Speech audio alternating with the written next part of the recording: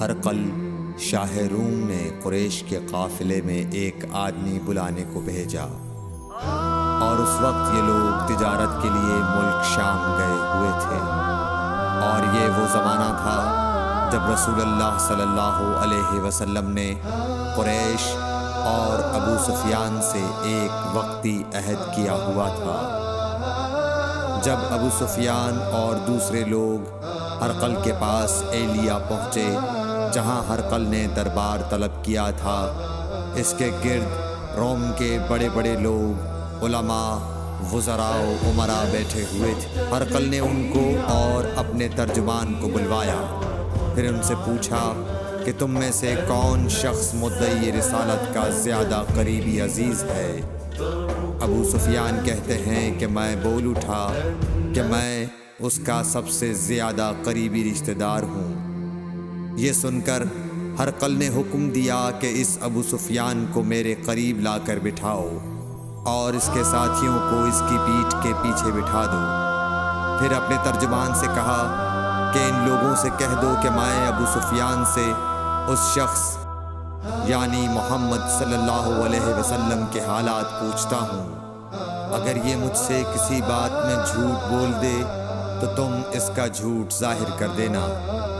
ابو سفیان کا قول ہے کہ خدا کی قسم، اگر مجھے یہ غیرت نہ آتی کہ یہ لوگ مجھ کو جھٹلائیں گے تو میں آپ صلی اللہ علیہ وسلم کی نسبت ضرور غلط گوئی سے کام لیتا۔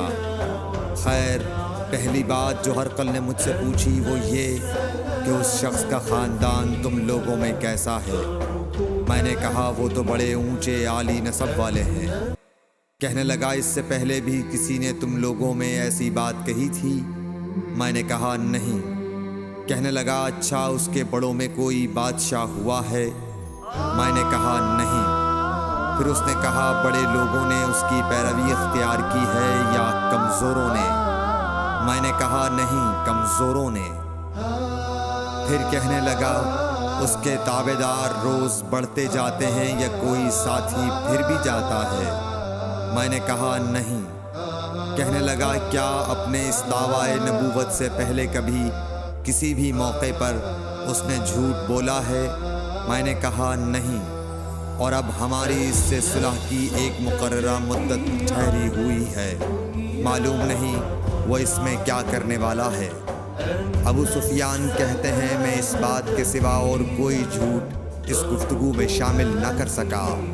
ہرقل نے کہا کیا تمہاری اس سے کبھی لڑائی بھی ہوئی ہے؟ ہم نے کہا کہ ہاں۔ بولا پھر تمہاری اور اس کی جنگ کا کیا حال ہوتا ہے؟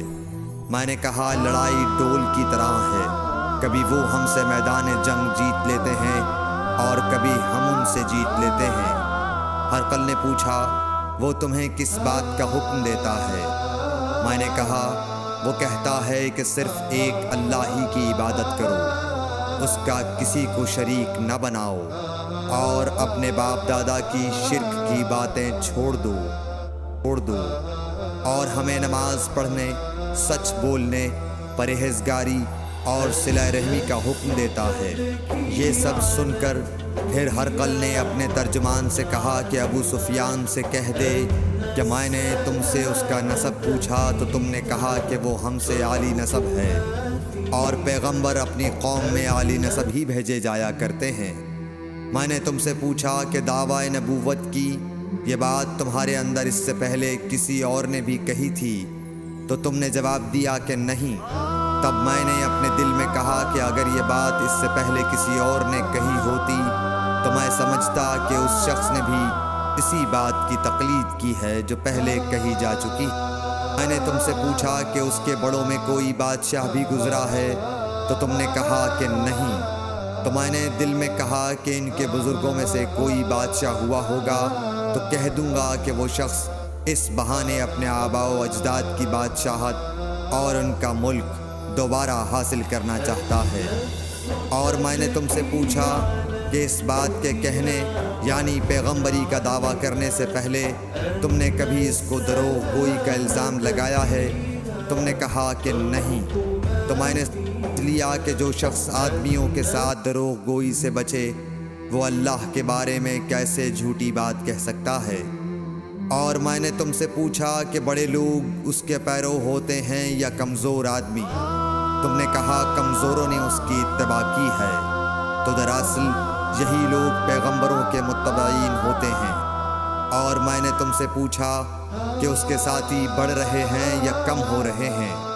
تم نے کہا کہ وہ بڑھ رہے ہیں، اور ایمان کی کیفیت یہی ہوتی ہے حتیٰ کہ وہ کامل ہو جاتا ہے۔ اور میں نے تم سے پوچھا کہ آیا کوئی شخص اس کے دین سے ناخوش ہو کر مرتد بھی ہو جاتا ہے؟ تم نے کہا نہیں۔ تو ایمان کی خاصیت بھی یہی ہے، جن کے دلوں میں اس کی مسرت رچ بس جائے وہ اس سے لوٹا نہیں کرتے۔ اور میں نے تم سے پوچھا کہ آیا وہ کبھی عہد شکنی کرتے ہیں؟ تم نے کہا نہیں۔ پیغمبروں کا یہی حال ہوتا ہے، عہد کی خلاف ورزی نہیں کرتے۔ اور میں نے تم سے کہا کہ وہ تم سے کس چیز کے لیے کہتے ہیں؟ تم نے کہا کہ وہ ہمیں حکم دیتے ہیں کہ اللہ کی عبادت کرو، اس کے ساتھ کسی کو شریک نہ ٹھہراؤ، اور تمہیں بتوں کی پرستش سے روکتے ہیں، سچ بولنے اور پرہیزگاری کا حکم دیتے ہیں۔ لہٰذا اگر یہ باتیں جو تم کہہ رہے ہو سچ ہیں تو عنقریب وہ اس جگہ کا مالک ہو جائے گا کہ جہاں میرے یہ دونوں پاؤں ہیں۔ مجھے معلوم تھا کہ وہ پیغمبر آنے والا ہے، مگر مجھے یہ معلوم نہیں تھا کہ وہ تمہارے اندر ہوگا۔ اگر میں جانتا کہ اس تک پہنچ سکوں گا تو اس سے ملنے کے لیے ہر تکلیف گوارا کرتا۔ اگر میں اس کے پاس ہوتا تو اس کے پاؤں دھوتا۔ ہرقل نے رسول اللہ صلی اللہ علیہ وسلم کا وہ خط منگایا جو آپ نے وحیہ کلبی رضی اللہ تعالیٰ عنہ کے ذریعے حاکم بصرہ کے پاس بھیجا تھا، اور اس نے وہ ہرقل کے پاس بھیج دیا تھا۔ پھر اس کو پڑھا تو اس میں لکھا تھا، اللہ کے نام کے ساتھ جو نہایت مہربان اور رحم والا ہے۔ اللہ کے بندے اور اس کے پیغمبر محمد صلی اللہ علیہ وسلم کی طرف سے یہ خط ہے شاہ روم کے لیے۔ اس شخص پر سلام ہو جو ہدایت کی پیروی کرے۔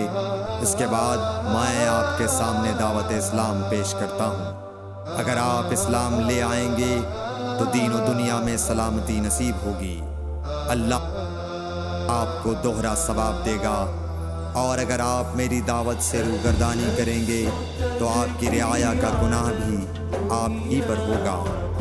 اور اے اہل کتاب، ایک ایسی بات پر آ جاؤ جو ہمارے اور تمہارے درمیان یکساں ہے، وہ یہ کہ ہم اللہ کے سوا کسی کی عبادت نہ کریں اور کسی کو اس کا شریک نہ ٹھہرائیں، اور نہ ہم میں سے کوئی کسی کو خدا کے سوا اپنا رب بنائے۔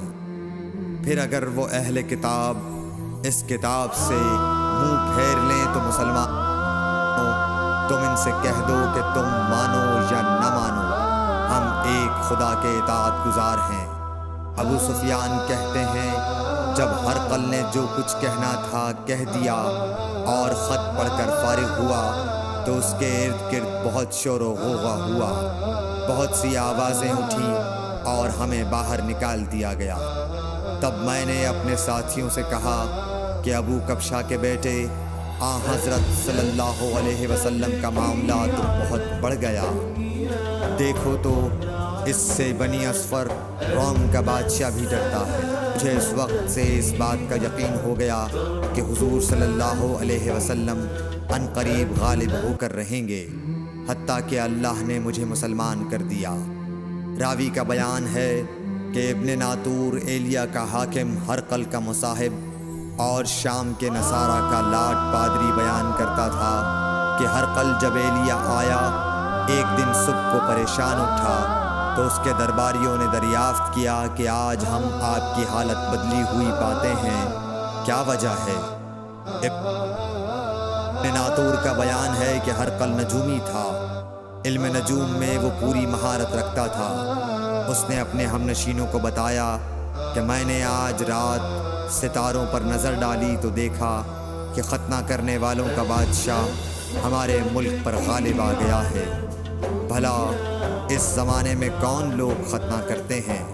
انہوں نے کہا کہ یہود کے سوا کوئی ختنہ نہیں کرتا، سو ان کی وجہ سے پریشان نہ ہوں۔ سلطنت کے تمام شہروں میں یہ حکم لکھ بھیجیے، ہاں جتنے یہودی ہوں سب قتل کر دیے جائیں۔ وہ لوگ انہی باتوں میں مشغول تھے کہ ہرقل کے پاس ایک آدمی لایا گیا جسے شاہ غسان نے بھیجا تھا۔ اس نے رسول اللہ صلی اللہ علیہ وسلم کے حالات بیان کیے۔ جب ہرقل نے سارے حالات سن لیے تو کہا کہ جا کر دیکھو وہ ختنہ کیے ہوئے ہے یا نہیں۔ انہوں نے اسے دیکھا تو بتلایا کہ وہ ختنہ کیا ہوا ہے۔ ہرقل نے جب اس شخص سے عرب کے بارے میں پوچھا تو اس نے بتلایا کہ وہ ختنہ کرتے ہیں۔ تب ہرقل نے کہا کہ یہی محمد صلی اللہ علیہ وسلم اس امت کے بادشاہ ہیں جو پیدا ہو چکے ہیں۔ پھر اس نے اپنے ایک دوست کو رومیہ خط لکھا اور وہ بھی علم نجوم میں ہرقل کی طرح ماہر تھا۔ پھر وہاں سے ہرقل حمص چلا گیا۔ ابھی حمص سے نکلا نہیں تھا کہ اس کے دوست کا خط اس کے جواب میں آ گیا۔ اس کی رائے بھی حضور صلی اللہ علیہ وسلم کے ظہور کے بارے میں ہرقل کے موافق تھی۔ محمد صلی اللہ علیہ وسلم واقعی پیغمبر ہیں۔ اس کے بعد ہرقل نے روم کے بڑے آدمیوں کو اپنے حمص کے محل میں طلب کیا اور اس کے حکم سے محل کے دروازے بند کر لیے گئے۔ پھر وہ اپنے خاص محل سے باہر آیا اور کہا، اے روم والو، کیا ہدایت اور کامیابی میں کچھ حصہ تمہارے لیے بھی ہے؟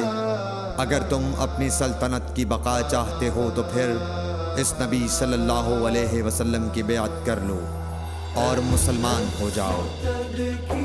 یہ سننا تھا کہ پھر لوگ وحشی گدھوں کی طرح دروازوں کی طرف دوڑے مگر انہیں بند پایا۔ آخر جب ہرقل نے اس بات سے ان کی یہ نفرت دیکھی اور ان کے ایمان لانے سے مایوس ہو گیا تو کہنے لگا کہ ان لوگوں کو میرے پاس لاؤ۔ جب وہ دوبارہ آئے تو اس نے کہا، میں نے جو بات کہی تھی اس سے تمہاری دینی پختگی کی آزمائش مقصود تھی، سو وہ میں نے دیکھ لی۔ صحیح بخاری حدیث نمبر 7۔